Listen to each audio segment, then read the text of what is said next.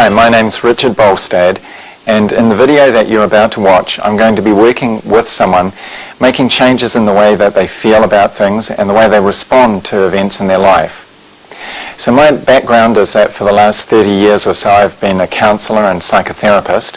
I'm a member of the New Zealand Association of Psychotherapists, and I trained in various kinds of psychotherapy before coming across the field in which I'm now working. And that field is NLP, or Neuro-Linguistic Programming. What excited me about NLP when I first came across it was the incredible speed with which I could make changes that previously had taken such a long time. And in a field where I'm working with people who perhaps have real difficulties in their life, real challenges, who perhaps are in emotional pain, then it's very exciting to find a way of helping them to get out of that quickly.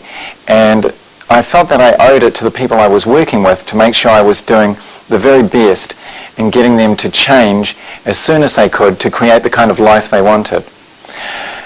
Once I came across NLP, though, I realized quickly that although there were a lot of change techniques available in NLP, there wasn't much that explained to me how to fit those change techniques together.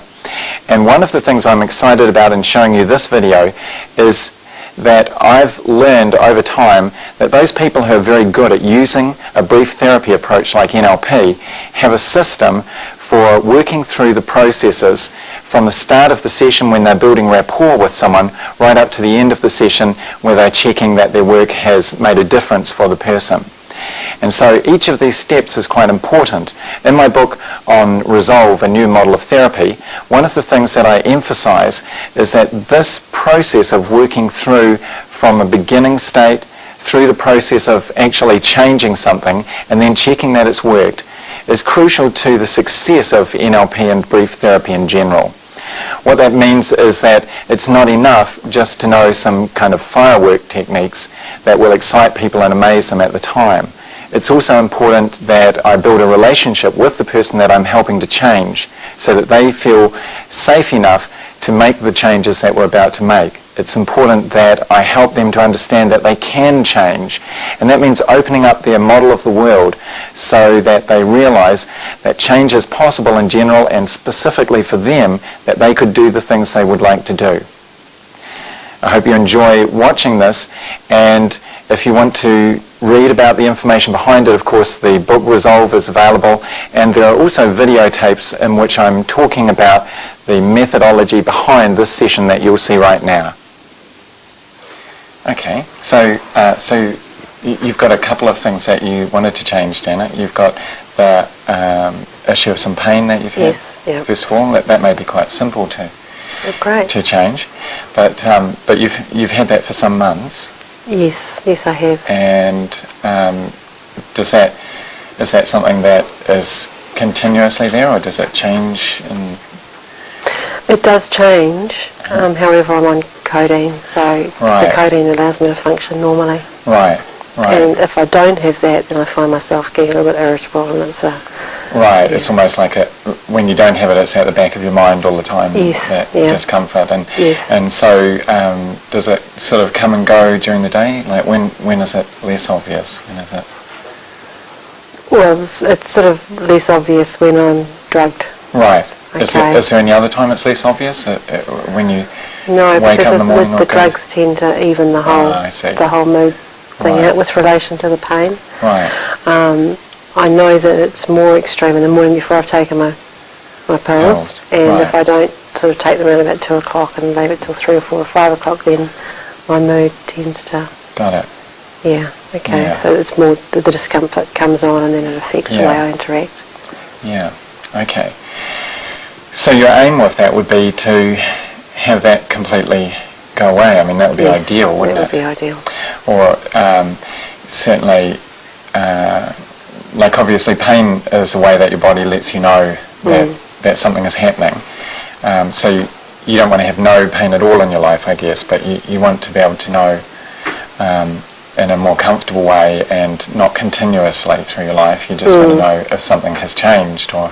Really, it's just this particular pain, which is the result of surgery and scar tissue, basically. Right.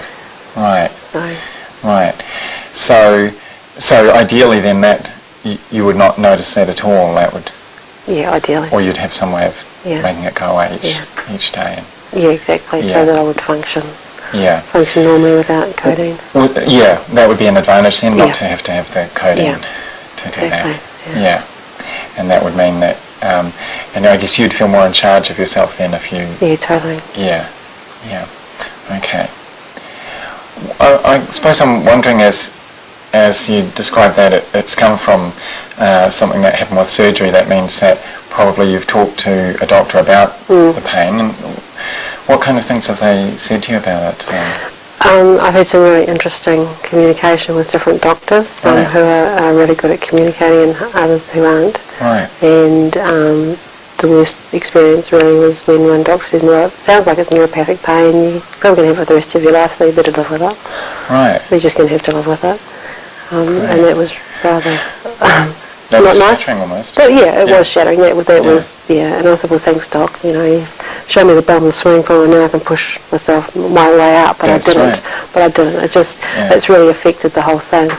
And when I got my MRI back results for my cancer was all gone, but they said there was a lot of scar tissue from the radiation and the surgery showing, and that news that I would have this pain maybe forever was, it overshadowed the fact that my MRI was clear of cancer. So it was like, great, I'm alive for a long time and putting up with that.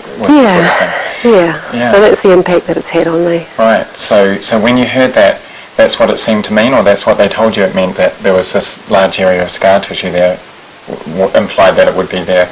The scar tissue would be there forever? They implied that was the cause of the pain. Right. They didn't sort of imply to the degree that the length of time that would be there, but other doctors and people that I'd spoken to had told me stories about people who have had this pain for a long time, others who have woken up after 6 years and it's gone. Right. Which is wonderful, but it's 6 years? Yeah. Yeah. So that seems silly, doesn't it? Because if they could wake up after 6 years and have it gone, why couldn't they wake up next week and have it gone? Yeah. What do you think about that someone could wake up one day and have it gone? Well, I think that would be quite miraculous. Yeah, would you believe that those stories they told you about people waking up and it being gone? Well, I wanted to believe them. Yeah. I wanted to believe them. That means you wanted to, but it was hard to with all the other stuff you'd heard? Yeah, it was. Yeah. It's, I like to have knowledge about, I like to understand what's happening. Yeah. And I guess my understanding gets me in trouble sometimes, because if I didn't understand about it and I just accepted that, well, it could actually just go like that, then it might just go like that. Right. So I don't know, maybe my knowledge helps me to hold on to it a bit longer, I don't know. Well, see, one of the interesting things is which information people collect who are health professionals. I mean, I'm trained as a nurse, and one of the trainers, NLP trainers who works with me, Brian Royds, his partner, Susie is a GP, so she's a doctor. And it was her who first explained to me this thing about lower back pain.